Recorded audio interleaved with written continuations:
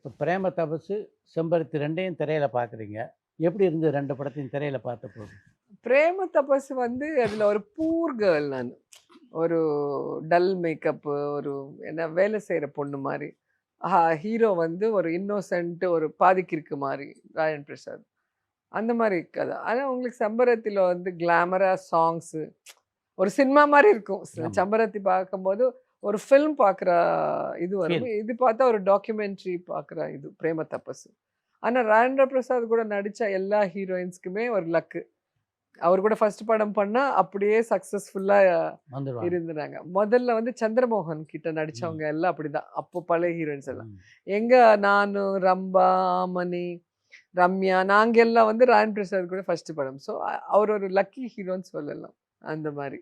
And அந்த நான் first படம் பண்ணும்போது எங்க டைரக்டர் சிவபிரசாத் வந்து பாரதிராஜ் சாரோட சிஷ்யர்.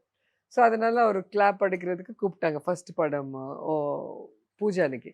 வரும்போது சார் இந்த பொண்ணுக்கு ஒரு பேர் வைங்கன்னாரு. ஏன்னா என் பேரு ஸ்ரீலதா. அப்போதைக்கு ஒரு ஸ்ரீலதான்னு கேரக்டர் ஆர்டிஸ்ட் இருந்தாங்க. ம். அப்புறமா அவங்க லதா ஸ்ரீன்னு மாத்திக்கிட்டாங்க.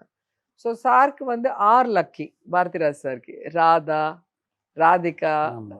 ரேவதி, ரத்தி அக்னிஹோத்ரி அந்த மாரி.